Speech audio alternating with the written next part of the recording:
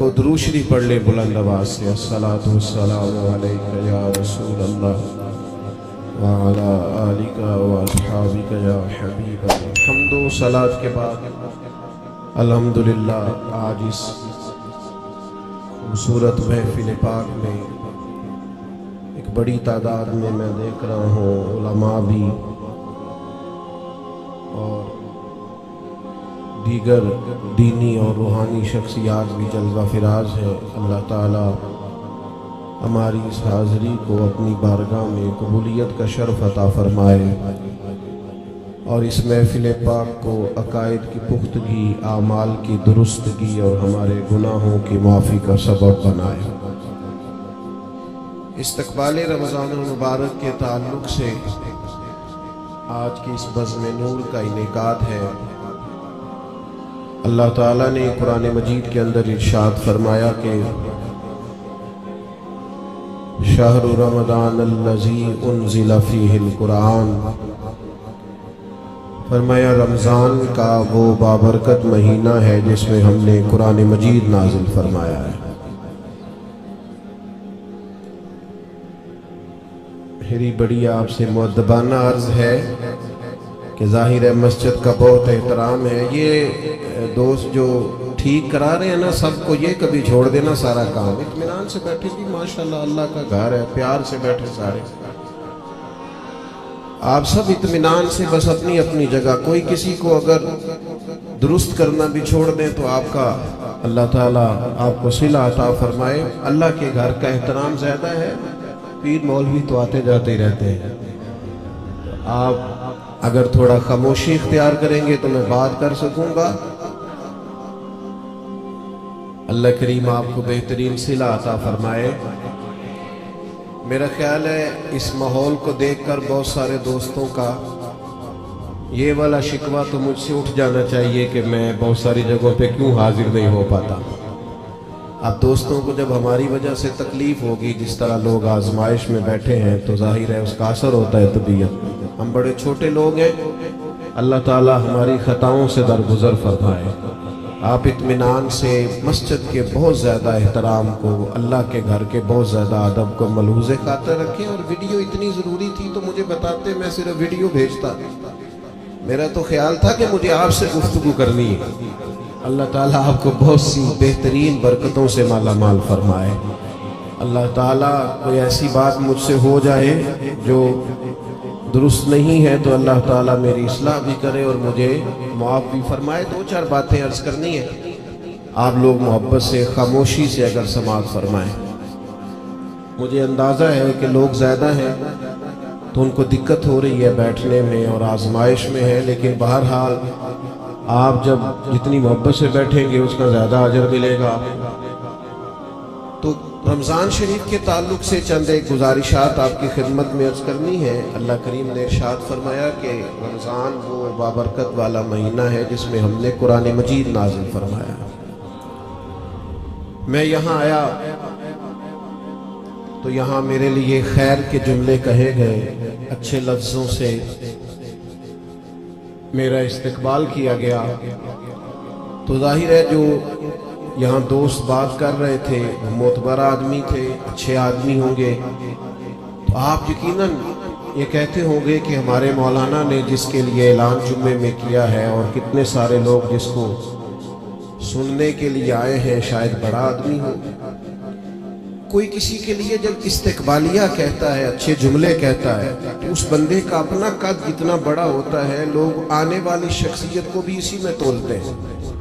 اور جناب ہمارے استاد کہہ رہے تھے کہ فلاں آدمی کی بات سننی ہے، وہ ہمارے فلاں بزرگ نے فرمایا کہ فلاں کی بات سننی ہے، اس سے بہت اچھے، بہت گہرے، بہت مؤثر اثرات پیدا ہوتے ہیں۔ یعنی ایک نقیب محفل اٹھ کر اعلان کریں تو بھی بڑی بات ہے، لیکن اگر وہاں کوئی عالم بیٹھے ہوں، وہ مائک لے لیں کہ میں دعوت دیتا ہوں فلاں آدمی کو، اس کا اور گہرا اور عمدہ اور زیادہ اثر ہوگا۔ مثال دی ہے، بات سمجھ میں آ جائے۔ رمضان شریف وہ برکت والا مہینہ ہے جس کے آنے سے قبل خود رسول کریم علیہ السلام نے خطبہ ارشاد فرمایا۔ بخاری میں، مسلم میں، مشکات میں حضرت سلمان فارسی رضی اللہ تعالیٰ عنہ کی روایت موجود ہے۔ فرماتے ہیں نبی کریم علیہ السلام نے شعبان کے آخری دن اور رمضان سے ایک دن قبل ہمیں باقاعدہ خطبہ دیا، باقاعدہ، اور کریم محبوب علیہ السلام نے ہمیں رمضان المبارک کے فضائل سنائے۔ اگر ہم صرف اسی بات کو پیش نظر رکھیں نا کہ رمضان وہ مقدس مہینہ ہے جس کے آنے سے قبل محبوب خطبہ استقبالیہ ارشاد فرماتے ہیں، حضور فضائل بیان کرتے ہیں، ذہن سازی کرتے ہیں، لوگوں کو تیار کرتے ہیں کہ رمضان شریف آ رہا، اور اللہ کے حبیب علیہ السلام نے اس خطبے میں ارشاد فرمایا، لوگوں تم پر ایک برکت والا مہینہ سایہ فگن ہونے والا ہے، اور وہ مہینہ ایسا سعادت والا ہے، ایسا برکت والا ہے کہ فرمائے اس میں تم اگر نفل پڑھو گے تو اللہ فرض کے برابر اجر عطا فرمائے،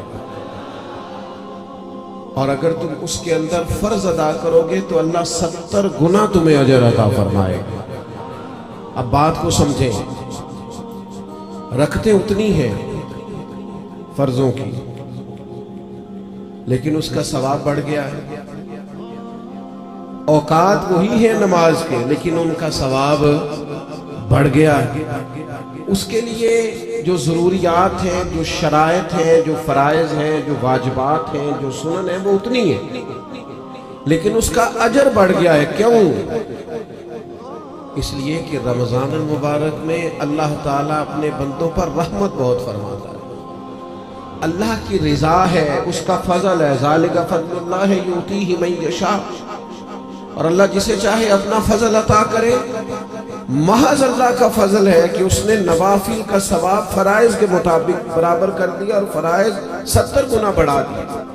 اب سمجھنے کی بات ہے، سمجھنے کی، کہ کسی شخص کو کسی چیز پر زیادہ نفع مل رہا ہو تو وہ توجہ کرتا ہے، وہ پھر باقی کاموں پر وقت نہیں لگاتا، وہ کہتا ہے چونکہ مجھے اب اس کام میں زیادہ، آپ 3 4 5 بزنس کرتے ہو تو جو بزنس آپ کو زیادہ نفع دے رہا ہو، جو زیادہ منافع بخش ہو، آپ اس کو زیادہ وقت دیتے ہیں، اور جس میں ذرا کم آمدن ہو آپ کہتے ہیں یار یہ ثانوی حیثیت کا کام ہے۔ اس کو کیا کرتے ہیں لوگ؟ دوسرے یا تیسرے درجے پہ رکھتے ہیں، نفع بخش کام نہیں چھوڑتے، خود جا کے اس کاروبار پہ بیٹھتے ہیں جس کا نفع زیادہ ہو۔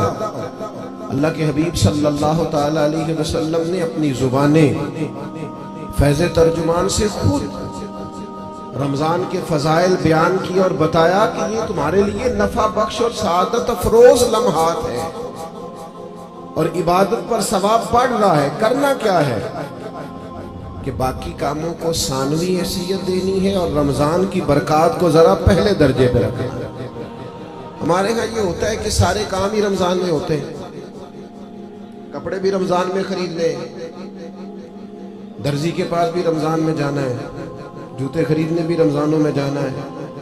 صحابہ کرام علیہم رضوان اللہ کے حبیب علیہ السلام کے مزاج کو بخوبی جانتے تھے۔ حضور کا باقاعدہ خطبہ دینا رمضان کی فضیلت ہے، اور باقاعدہ اللہ کے محبوب علیہ السلام کا صحابہ کی توجہ مبذول کرانا، تو وہ سمجھ گئے۔ اب احوال میں لکھا ہے صحابہ کے کہ وہ کیا کرتے، اپنے سارے کام شعبان میں ختم کر لیتے، لین دین کا حساب بھی شعبان میں کر لیتے، اور جب رمضان آتا تو پھر وہ سارا وقت عبادت کو دیتے، پھر وہ سارے اوقات مرتب کرتے کہ وہ اپنا وقت اللہ تعالیٰ کی یاد میں گزاریں گے، نوافل میں گزاریں گے، عبادات میں گزاریں گے، اعتکاف میں گزاریں گے۔ کرنے کا کام یہ ہے کہ ہم ذہنی طور پر تیار ہوں، ہمارا مزاج بنے۔ توجہ ہے آپ کی میری بات پر؟ آپ زیادہ غور فرمائیے کیا عرض کر رہا ہوں۔ فرمایا کہ وہ اپنے سارے کاموں کو پہلے سمیٹ لیتے، اور رمضان میں ان کی پوری توجہات، اللہ کرے آپ کی بھی توجہ ساری میری بات پہ ہو جائے، آمین تو کہہ دے۔ ایسا نہ ہو جب تک آپ انتظام مکمل کریں تب تک ہم چھٹی لے لیں آپ سے۔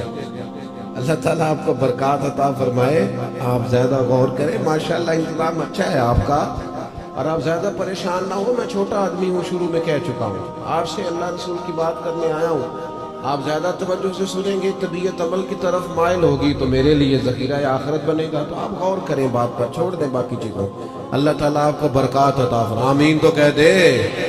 ہماری طرف دیکھیں پھر ادھر دیکھ رہے ہیں، کمال ہوگی۔ اللہ تعالیٰ آپ کو جزائے خیر عطا فرمائے، برکت۔ جو استاد ٹائپ لوگ ہوتے ہیں نا، پڑھنے پڑھانے والے، وہ کہتے ہیں بچے کو میری طرف دیکھ، چاہے علی بات آسا بھی پڑھا رہا ہوں نا تو پورا دیکھے گا تو سبق کا مزہ آئے گا۔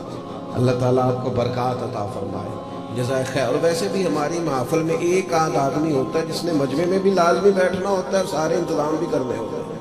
بھئی آپ کو بندوبست کرنا ہے تو آپ ادھر تشریف لے جائیں جہاں بندوبست ہو رہا ہے۔ اب یہاں بھی تشریف فرمائیں، وہاں بھی تشریف فرمائیں، تو روحانیت سے ہی کام چلائیں، یہی زیادہ بہتر ہے۔ اللہ تعالیٰ آپ کو بہت سی برکتیں عطا کرے، سلامتی عطا فرمائے۔ اللہ تعالیٰ اس محفل کی سب برکات ہمیں نصیب کرے۔ تھوڑی تقریر کرنے والا آدمی ہوں تو چاہتا ہوں کہ سارا کام محفل کو درست کرنے میں ہی نہ لگ جائے، کچھ بات بھی ہو جائے۔ تو اگلی بات یہ ہے کہ رمضان میں کرنا کیا ہے، عبادات کون کون سی ہم نے زیادہ کرنا۔ سب سے پہلے تو یہ سمجھ لیں کہ روزہ دار کا سارا وقت ہی عبادت میں ہے۔ اسے کہا گیا ہے کہ روزہ تیرے لیے ڈھال ہے۔ روزہ رکھنا بھی ہے، رکھنے کے بھی فضائل ہیں۔ محبوب فرماتے اللہ تعالیٰ اور اس کے فرشتے سحری کھانے والوں پر رحمتوں کا نزول فرماتے ہیں۔ نہیں آپ کھانا ہی کھا رہے ہیں لیکن کھانا کھاتے کھاتے آپ پر رحمت ہو رہی ہے۔ اور حضور علیہ السلام نے فرمایا، اور ہمارا اور دیگر مذاہب والوں کا فرق یہ ہے کہ ہم سحری کھاتے ہیں اور وہ بغیر سحری کھائے روزہ ہے۔ یعنی سحری کھانا، اس کو اللہ کے محبوب علیہ السلام نے کتنا درجہ عطا فرمایا۔ اب آپ نے روزہ رکھ لیا، روزہ ڈھال ہے، اس کو رکھنا بھی ہے اور اس کی حفاظت بھی کرنی ہے۔ تھوڑا سا اپنے آپ کو رمضان المبارک میں بدلنا ہے، روٹین کا کام نہیں کرنا۔ آپ نے روزہ رکھا ہے، اب آپ کو اس روزے کا محافظ بننا ہے۔ اس کے لیے کیا کریں گے؟ اپنے آپ پر ذرا پابندی لگائیں گے۔ حضور علیہ السلام کی خدمت میں کچھ خواتین حاضر ہوئی تھی کہ ہم روزے دار ہیں، تو فرمایا تم نے تو غیبت کی ہے، مردہ بھائی کا گوشت کھایا ہے، کہاں رہا تمہارا روزہ؟ جب تک کوئی جھگڑا نہ کرے، جب تک کوئی غیبت نہ کرے، اتنی دیر تک تو اس کا روزہ ڈھال ہے۔ لیکن اگر کوئی یہ کام کرتا ہے تو اس کا لازمی نتیجہ یہ نکلتا ہے کہ وہ اپنے روزے کی برکات کو ضائع کرتا ہے۔ روزے کے محافظ بنے۔ اگر کوئی شخص ایسی بات بھی کرتا ہے تو اسے کہیں بھئی میں روزہ دار ہوں، اس روزے کے محافظ بنے۔ پھر رمضان المبارک کے اندر قرآن مجید کے ساتھ رمضان کا بڑا گہرا رشتہ ہے۔ جو آیہ کریمہ میں نے تلاوت کی، جو حصہ میں نے پڑھا، اس میں بھی فرمایا اللہ تعالیٰ نے شہر رمضان الذی انزل فیہ القرآن، یہ رمضان کا وہ مہینہ ہے جس میں ہم نے قرآن مجید کو نازل فرمایا ہے۔ ہمارا نا قرآن مجید کے ساتھ رشتہ آخر کس طرح کا ہونا چاہیے؟ اللہ کا فضل ہے، رمضان کے اندر آپ کو بہت حفاظ ملے۔ اب ایسا نہیں ہے کسی جگہ کہ کوئی شخص یہ کہے کہ ہمیں قرآن مجید سننا تھا تراویح میں لیکن ہمیں حافظ نہیں ملا۔ یہ ہو سکتا ہے کسی حافظ کو مسجد نہ ملے، یہ ممکن ہے سنانے کا موقع نہ ملے، لیکن اللہ کا یہ احسان ہے کہ ایسا کوئی شخص نہیں۔ حفاظ بڑے ہیں، قراء بڑے بڑے اعلیٰ ہیں، قرآن مجید کے عالم، ترجمہ کرنے والے، تفسیر بیان کرنے والے، سمجھانے والے بڑی تعداد رکھتے ہیں۔ لیکن ہمیں ضرورت کن لوگوں کی ہے؟ ہمیں ضرورت ہے قرآن مجید کے عشاق کی، جو عشق کرے قرآن مجید سے۔ رکے بھیجتے ہو نا نعت خانوں کو، بہت اچھی بات، فلاں نعت سنائے، بہت اعلیٰ بات، ایک آدھ رکا کبھی بھیجا کرو نا۔ آج بڑا دل کر رہا ہے سورہ رحمان سنائے، ایک آدھ رکا روانہ کرو نا اسٹیج کی جانب۔ کبھی جب قاری صاحب تلاوت کر رہے ہوں تو انہیں کہا بہت دل کر رہا ہے آج آپ نا ہمارے سامنے سورۃ الحجرات کی تلاوت کریں۔ یہ رکے بھی تو ہونے چاہیے نا۔ نبی کریم علیہ السلام کی خدمت میں عرض کیا گیا یا رسول اللہ یہ فلاں شخص ہے نماز میں سورہ اخلاص بہت کثرت سے پڑھتے، تو محبوب نے بلا کے پوچھا آپ کو اور صورتیں نہیں آتی؟ انہوں نے کہا حضور آتی ہیں، پر سورہ اخلاص میں اللہ کی شانوں کا بیان ہے، مجھے پیاری بڑی لگتی ہے۔ تو کریم نے فرمایا تم اس سے محبت کرتے ہو، امید ہے جنت میں بھی تمہیں ساتھ لے جائے گا۔ کسی ایک سورت سے بھی تو پیار کرے نا بھائی. وہ جو سورہ ملک پڑھتے تھے اور پھر قبر سے بھی ان کے سورہ ملک پڑھنے کی آواز یاد ہے. تو یہ والا پیار بھی تو کرے نا آپ قرآن مجید کے ساتھ. دلچسپیاں ہو، ذوق. امام شافعی رحمۃ اللہ علیہ فرماتے ہیں کسی شخص نے پورا قرآن مجید نہ بھی سمجھا ہو، اگر وہ صرف سورہ عصر کو سمجھ لے، انتہائی جامع، انتہائی مختصر، اور دین کا پورا مفہوم سورہ عصر میں بیان ہوا، اگر وہ صرف سورہ عصر سمجھ لے تو اس نے دین کے سارے مفہوم کو سمجھ لیا. اور صحابہ کا اتنا مضبوط مزاج تھا ان باتوں پر کہ جب وہ کسی سے ملاقات کرتے، السلام علیکم ہوتی، تو اتنی دیر تک جدا نہیں ہوتے تھے جب تک سورہ عصر کی تلاوت نہیں کر لیتے. ہمیں قرآن مجید سے عشق کرنا چاہیے. کہہ رہے ہوتے ہیں ہمارے نقیب صاحب بھی اور نعت خان صاحب بھی، سارا قرآن مجید ہی حضور کی تعریف ہے، سارا قرآن پاک کی نبی کریم کی نعت ہے. تو بھائی اگر سارا قرآن مجید حضور کی نعت ہے تو چند آیات پڑھ دیں آپ، پھر مہربانی کریں، پھر آپ سنا دیں. سنا پھر بھی آپ اشعار ہی رہے ہیں، اور وہ بھی ایسے لوگوں کے جن کا پتہ ہی نہیں ہے کہ ان کو شعر کہنا بھی آتا ہے کہ نہیں. قرآن مجید سے دلچسپی پیدا کریں. حضرت ابو موسیٰ اشعری رضی اللہ تعالیٰ عنہ خوبصورت قرآن مجید پڑھتے تھے. حضرت عمر انہیں بلا کے فرمایا کرتے تھے ابو موسیٰ ذرا مجھے میرے رب کی یاد تو دلانا. تو وہ اشارہ سمجھ جاتے اور فوراً قرآن مجید کی تلاوت شروع کرتے. قرآن پاک سے پیار کریں. یہ رمضان کا قرآن سے خاص رشتہ ہے. مجھے نہیں پتا آپ بڑے شہر میں رہتے ہیں، میرا تو ایک چھوٹے سے علاقے سے تعلق ہے.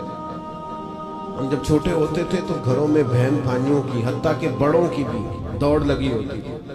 قرآن مجید سارا سارا دن تلاوت ہوتی تھی، اور ایک دوسرے سے پوچھو کتنے سپارے ہوئے، میں نہیں بتاؤں گا، تو پہلے بتا تیرے کتنے. اور اگر وہ پوچھنے کو آ جاتے تھے، دیکھنے کو آ جاتے تھے کون سا پارا پڑھ رہے ہیں، تو چھپایا جاتا تھا. لیکن کیا کروں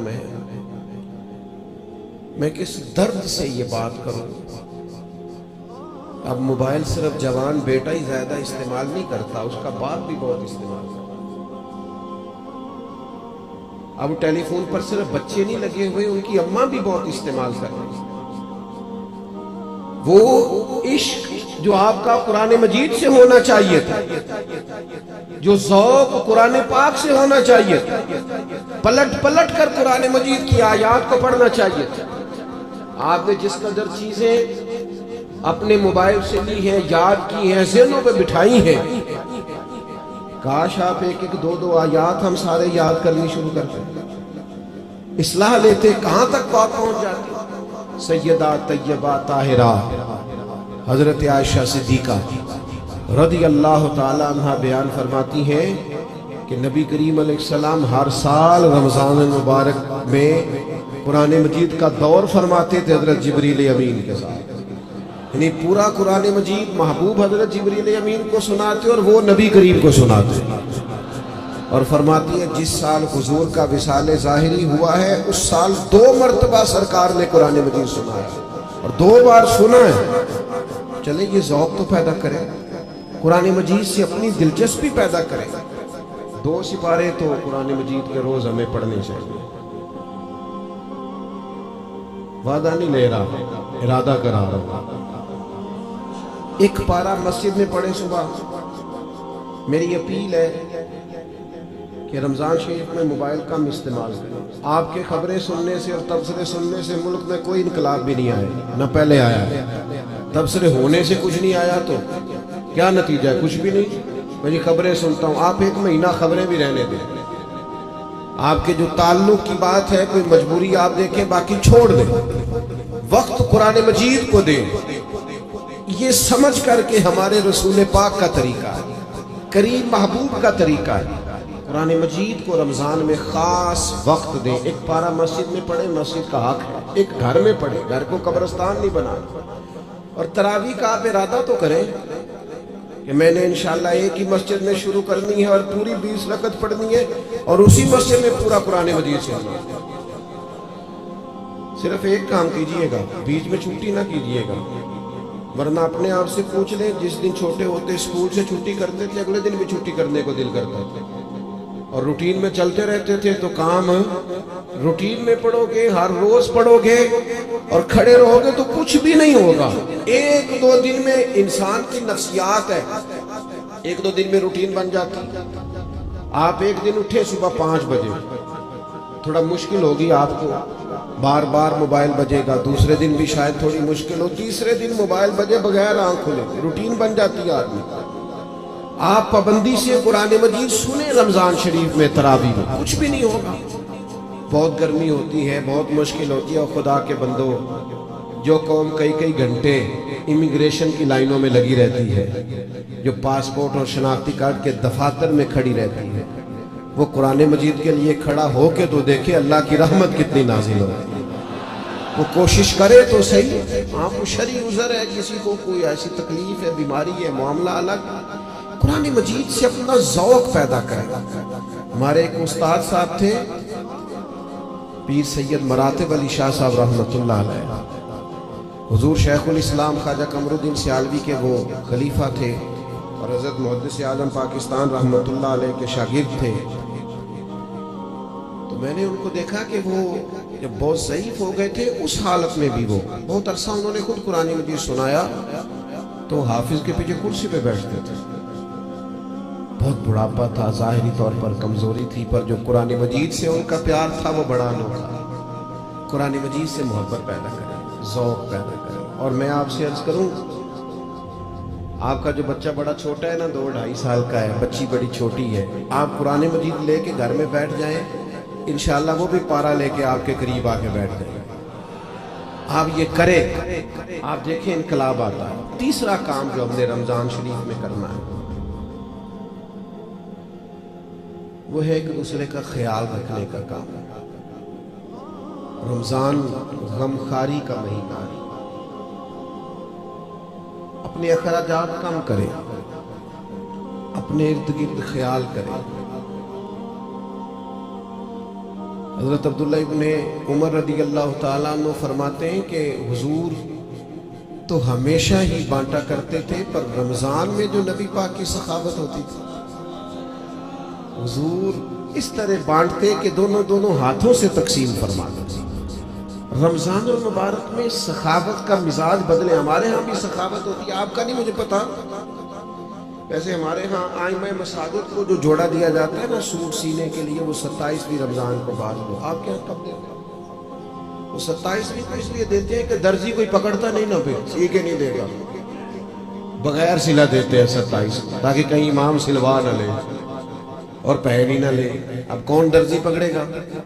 آپ نے کہیں راشن دینا ہے یا کسی کو تحفہ دینا ہے تو وہ آپ رمضان سے پہلے دیں، اور علماء سے تصدیق کرا لینا، رمضان کی نیت کر کے رمضان سے پہلے بھی دے دو گے تو رمضان جتنا ہی اللہ اجر عطا فرمائے گا۔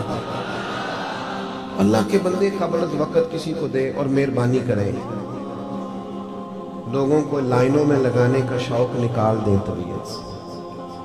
جب رب نے ہمیں دیا تھا تو لائنوں میں کھڑا کر کے نہیں دیا، یہ کیوں شوق پیدا ہو گیا؟ پتہ ہے مومن کی عزت کتنی ہے؟ اللہ کے حبیب علیہ السلام نے فرمایا مومن کی عزت اللہ کی بارگاہ میں بیت اللہ سے بھی زیادہ ہے۔ ترمذی میں حدیث ہے۔ شوق آ گیا لوگوں کو لائنوں میں کھڑا کر کے دیتے ہیں۔ آپ کو پتہ ہے، اور جس طرح الیکشن کے دنوں میں لسٹیں بنتی ہیں نا کس کا ووٹ کہاں ہے، اس طرح غریبوں کی لسٹیں بھی پہلے سے بنائی جا سکتی ہیں کہ کون ضرورت مند ہے، اور ایک جگہ پہ بیٹھ کر ہی بن جاتی ہے، سب ہو جاتا ہے اگر کرنا ہو۔ میرے عزیز، لوگوں کو دیا جائے، اور دیکھنا یاد رکھنا، اگر رمضان میں بھی کوئی کریانے والے کے پاس کھڑا ہو کے کہہ رہا ہونا کہ یار بس 2 دن اور نکالو میں تمہارا قرض چکاتا ہوں، تو پھر میرا خیال ہے کہ ہمیں اپنی افطاریاں اور سیاسی افطاریاں تھوڑی بند کر لینی چاہیے۔ پھر ہمیں غور کر لینا چاہیے کہ رمضان شریف میں بھی لوگ گزارشات پیش کر لیں۔ خدا کے بندو، اس تفریق سے ہم کب نکلیں گے کہ بس ہمیں لوگوں کو خیرات ہی دینی ہے؟ آپ لوگوں کے دکھوں کا مداوع کریں، آپ تعلیم کو عام کریں، روزگار کو عام کریں، اور آپ لوگوں کی ضروریات کی کفالت کرے. ایک شخص صرف دے اور ایک آدمی کو دے، لیکن اس کی ضروریات کا خیال کرے. اس طرح کا رویہ کہ مجھے 100 جگہ پہ دینا. حضرت عمر بن عبدالعزیز کے زمانے میں ایک شخص کو زکوٰۃ لگتی تھی، اتنے لوگوں نے زکوٰۃ دی، اس نے کاروبار کیا کہ اگلے سال وہ خود زکوٰۃ دے رہا تھا. لیکن وہ ہم تو لوگوں کو اس طرح کا رویہ رکھتے ہیں کہ بس ٹھیک ہے، ایک کام چلتا ہی رہنا چاہیے. تو آپ اپنی طبیعت میں رمضان میں سخاوت کا مزاج پیدا کریں اور اپنے ارد گرد ڈھونڈیں. حضرت امام زین العابدین رضی اللہ تعالیٰ عنہ کسی شخص کو کچھ دینے لگے تو زمین پہ رکھ کے چلے گئے اور پھر آواز دی، وہ میں نے کچھ آپ کے لیے تحفہ رکھا ہے فلاں جگہ اٹھا لیجئے گا. تو کسی نے کہا حضور آپ نے نیچے رکھا ہے، دے دیتے. فرمانے لگے لیتے وقت وہ آنکھیں بھی نیچی کرتا، اس کی زبان پر شکریہ کے الفاظ بھی لڑکھڑاتے ہوئے آتے، اور وہ مجھے محسن جان کر اپنے مزاج میں تھوڑا کمزوری بھی محسوس کرتا. تو میں جلدی سے اس لیے آ گیا ہوں کہ کہیں اس کو نظریں نہ چکانی پڑے، اللہ کی رضا کے لیے دیا ہے. ہمارے حضرت فرمایا کرتے تھے کسی غریب کی بیٹی کی شادی کراؤ تو پھر خود اس شادی میں نہ جانا، اس لیے کہ وہ تو پھر بیچارہ تمہارے آگے پیچھے پھرتا رہے گا، نظریں جھکائے پھرے گا. تم نے تعاون کر دیا، اب گھر رہو. چوتھا کام جو ہم نے رمضان میں بہت زیادہ کرنا ہے وہ دعائیں مانگنے کا ہے. دعا مومن کا ہتھیار ہے. کچھ لوگ کہتے ہیں دعا سے کیا ہوتا ہے. میں نے کہا اگر رسول رحمت دعا مانگے نا تو اللہ حضرت عمر جیسے لوگوں کو دین میں داخل کر دیتا ہے. وہ دعا کی طاقت کا ہی نہیں پتا. دعا تو ہتھیار ہے مومن کا. دعا سے انقلاب آ جاتا ہے، کایا پلٹ جاتی ہے. دعا کرو کوئی دعا دینے والا ملے، دعا کرو کوئی پچھلے سحر اٹھ کر دعا دے. کوئی بیٹھا ہوا مجھے دور دعا دیتا ہے، میں ڈوبتا ہوں پر سمندر اچھال دیتا ہے. اللہ کرے کوئی دعاؤں میں یاد رکھے. دعائیں مانگے اور دوسروں کے لیے زیادہ مانگے. آپ نے زیادہ غور کیا ہے، میں سمجھ گیا ہوں کہ دوسروں کے لیے مانگے. یہ بڑا مشکل کام ہوتا ہے، لیکن آپ دوسروں کے لیے مانگیں. حدیث میں فرمایا جو دعا تم کسی کے لیے مانگتے ہو اللہ پہلے تمہیں عطا فرماتا ہے. آپ مانگیں گے تو وہ تو کرم ہوگا. اپنے لیے بھی مانگیں پر دوسروں کے لیے بھی مانگیں. دل بڑا زخمی ہے، طبیعت بڑی بے چین ہو جاتی ہے جب فلسطین کے لوگوں کی تکلیف دیکھی. ہم نہ خبروں میں تھوڑے دن رہنے والے لوگ ہیں، ہمارا مزاج ہے جو خبر چل گئی اس کے پیچھے ہو لیے. جن علاقوں میں سیلاب آیا تھا وہ سارے لوگ اپنے اپنے گھروں میں سیٹ ہو گئے، کاروبار چل گئے. لیکن خبریں ختم ہو گئی ہیں نا تو ہم بھی چپ کر گئے. فلسطین کی چند دن خبریں ذرا زیادہ تھیں تو ہم بھی ذرا زیادہ بات کر رہے تھے. اب وہ خبریں ختم ہو گئی، جنگ تو ختم نہیں ہوئی، تکلیف تو ختم نہیں ہوئی. خدا کے بندوں جو زخم لگے تھے وہ تو نہیں بھرے. آنسو تو اپنی جگہ پہ ہے، درد تو اپنی جگہ پہ، لیکن ہم خاموش ہیں. ہمارے وہی سٹیٹس ہے، وہی آنا جانا، وہی پھرتیاں ہیں، وہی کھانا پینا ہے. ہمیں کسی سے کیا لگے اللہ کا شکر. اپنے مسلمان بھائیوں کا درد سمجھو، اپنی تجوریاں بھرتے جانا اور کسی کا خیال ہی نہ کرنا. اس کا معنی یہ ہے کہ دل سخت ہو گیا. اللہ کے پیارے حبیب علیہ السلام سے ایک شخص نے پوچھا تو حضور دل سخت ہو گیا. فرمایا کوئی یتیم ملے نا اس کے سر پہ ہاتھ پھیرا کر اللہ تیرے دل کو نرمی عطا کر دے گا. ان پر دیکھیں. میں بات سمیٹنے لگا ہوں. 5واں کام جو رمضان شریف میں ہم نے کرنا ہے وہ ہے محاسبہ. ہمیں سوچنے کا وقت ملے گا. ہم روزے سے ہوں گے، بیٹھنے کا موقع. ہمارے صوفیہ ایک مراقبہ کراتے ہیں. اب تو خیر ہم جو صوفیہ کی جماعت ہے ہمیں بھی طرز کا نہیں پتا کہ صوفیہ کا اصل طریقہ کیا ہے. نہ ہمارے ہاں وظائف پڑھنے کا وہ رواج ہے، نہ اکیلے میں بیٹھ کے کچھ دیر مراقبے کی وہ کیفیات ہے، نہ دعا اور مناجات اور وہ اکیلے کی عبادتیں تنہائی کی، دوسروں سے کٹ کے اللہ کو یاد کرنا. تھوڑی دیر کے لیے کرنا، لیکن تنہائی میں۔ ہمارے ہاں جو چیز بھی ہوتی ہے وہ چونکہ زیادہ تر اجتماعی ہوتی ہے، تو اجتماعی چیزیں زیادہ تر فیس بک پہ ہوتی ہیں، تو پھر وہ اس کی وہ کیفیت نہیں رہتی، وہ ذوق نہیں رہتی۔ آپ رمضانوں میں تھوڑا اکیلے بیٹھے، تھوڑا تنہائی میں وقت گزارے۔ غار حرا میں تنہا بیٹھنا بھی تو نبی کریم کا طریقہ ہے۔ غار ثور میں 3 دن سب سے کٹ کے اسلام رہبانیت کی نفی کرتا ہے، لیکن کچھ دیر کے لیے خلوت کرنا، اکیلے میں بیٹھنا، تھوڑی دیر اپنے آپ سے گفتگو کرنا، ڈھونڈتا پھرتا ہوا ہے اقبال اپنے آپ کو۔ آپ ہی گویا مسافر، آپ ہی منزل ہوں میں۔ زمانہ بیت گیا، ہم نے اپنے آپ سے بات ہی نہیں کی۔ اپنے آپ کو بھی تو کٹہرے میں لانا ہے نا، اپنے آپ سے بھی تو کئی سوال پوچھنے والے ہیں نا، اپنے آپ سے بھی تو بات کرنی ہے نا کہ میاں تیرے اوپر اللہ کی نعمتیں کتنی ہیں اور تیری محنت کتنی ہے، حساب دے۔ اللہ کے انعام کتنے ہیں اور جواب میں تیرا شکر کتنا ہے، حساب دے۔ اللہ کے ایک بندے تھے، ان پر نیک تھے، عبادت گزار تھے، انعام برسنے لگے تو ایک دن رو پڑے اور تڑپ کے کہنے لگے اے اللہ، ان پر انعام بہت ہونے لگے ہیں، میری قدر بہت ہونے لگی ہے، میرے آنے پر گویا نعرے بہت لگنے لگے ہیں، لوگ مجھے بہت جاننے لگے ہیں، مجھ پر کرم کرنا، کہیں میری ساری نیکیوں کا مجھے دنیا میں اجر نہ دے دینا۔ ایسا نہ ہو صبح قیامت میرا نامہ اعمال خالی رہ جائے، کرم نوازی فرما، کچھ وہاں کے لیے بھی مجھے عطا کرنا۔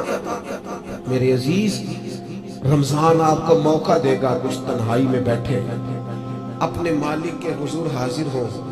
سحری کے لیے جب اٹھے نا تو 20 منٹ پہلے اٹھے، پھر وضو بنائے، پھر تہجد کی نماز پڑھے۔ بڑی پسند ہے رسول پاک کو تہجد کی نماز، حضور بڑے ذوق سے اٹھتے۔ آپ اکیلے ہوں، اپنے گھر میں پڑھیں، اس عبادت کے بعد اللہ کے حضور حاضر ہو، اپنے لیے، امت کے لیے کشکول طلب دراز کریں، لیکن اپنا محاسبہ کریں۔ ساری زندگی دوسروں کا حساب کیا ہے۔ حضرت موسیٰ کلیم علیہ السلام نے ایک بہت نیک آدمی سے کہا، بہت نیک آدمی سے، کہ آپ بتائیے بستی میں سب سے گناہگار کون ہے؟ تو اس نیک آدمی نے اپنے گلے میں رسی ڈالی اور حضرت کلیم کے ہاتھ میں تھما کے عرض کرنے لگے حضور، کچھ لوگوں کا مجھے خیال تھا کہ شاید ان میں کچھ غلطیاں ہوں، پر ان کی غلطیوں کا مجھے صرف شک تھا، اپنی غلطیوں کا تو مجھے یقین ہے نا، وہ تو مجھے طے ہے نا میں نے کی ہے، تو میں ہوں سب سے بڑا گناہگار۔ تو آپ فرمانے لگے پتہ تمہیں درجہ کیوں ملا؟ یہ تمہاری جو عاجزی ہے اسی نے تمہیں درجات عطا کیا۔ اپنے آپ سے تو مدتوں ہو گئے ہم نے اپنے آپ سے کبھی بات ہی نہیں کی، ہم تو دوسروں کی تربیت اور اصلاح کرتے، اپنے آپ سے تو کبھی گفتگو ہی نہیں کی۔ کچھ وقت اپنے آپ کو دیں، اپنے ساتھ کلام کریں۔ بزرگوں کے طریقے تھے کہ وہ کچھ لمحے رات کو تنہائی کرتے، اللہ کے حضور حاضر ہوتے، وقت بتاتے۔ ہم سارے اب مجالس کے، محافل کے، آنے جانے کے، اٹھنے بیٹھنے کے قائل ہیں، اکیلے آئے ہیں دنیا میں، جب جانا ہے تو پھر اکیلے جانا ہے۔ قبر سے لے کر قیامت کے قائم ہونے تک تنہا رہنا ہے، تو تھوڑی سی تنہائی تھوڑی دیر کے لیے کرنا شروع کریں نا اللہ کی بارگاہ میں۔ تو یہ 5 باتیں آپ کی خدمت میں میں نے رمضان کے تعلق سے عرض کی ہیں۔ ایک گزارش میری آپ سے اور ہے بات ختم کرتے ہوئے، یقیناً آپ توجہ کریں گے۔ اپنی زندگی سے تنقید بہت زیادہ نکالتے ہیں، ہماری نہ کچھ آنکھیں زیادہ کھل گئی ہیں جو زیادہ ہی تنقید، اللہ کے بندے ہیں ہم سارے، اس قدر زیادہ میں تنقید سننے لگا۔ اصلاح کرنا، میں ابھی حرم شریف گیا تھا، میں نے واپس آ کے بھی دوستوں سے کہا، وہاں بھی کچھ دوست کہتے ہیں وہ دیکھو وہ کیا کر رہا ہے، میں نے کہا یار تیرا کیا خیال ہے، جو بڑے نکمے تھے وہ بلا لیے گئے، یہاں تو جو بڑے مقبول ہوتے ہیں ان کو حاضری کے موقع ملتے ہیں۔ ہر جگہ غلطیاں ہی ڈھونڈتے ہو، صرف گفتگو کے موضوعات ہی تلاش کرتے ہو، اللہ کے بندوں کی خوبیاں بھی تو دیکھو۔ کم از کم 1 ماہ ایسا ضرور گزارے جس میں صرف خیر تلاش کریں، اچھائیاں تلاش کریں، تھوڑی دیر کے لیے صرف نظر کریں لوگوں کی جو اعمال کی غلطیاں ہیں. عقیدہ تو چلو ایک بنیادی چیز ہے، تو میں عرض کروں گا تنقید والی زندگی اور ہر وقت کمزوریاں ڈسکس کرنا، ہر وقت. آپ کو پتہ ہے سیدہ عائشہ صدیقہ فرماتی ہیں حضور کی طبیعت کے مطابق اگر کبھی کھانا نہ ہوتا تو چھوڑ دیتے، لیکن کبھی اس میں سے نقص تو جو رمضان میں بھی جھگڑے ہی کرے اور نقص ہی بیان کرے اور ہر جگہ کے بیان کرے، تو اس نے فلسفہ کیا سمجھا؟ تو یہ 5 چیزیں جو میں نے آپ کی خدمت میں رکھی ہیں، میں امید کرتا ہوں آپ اس پر توجہ کریں گے.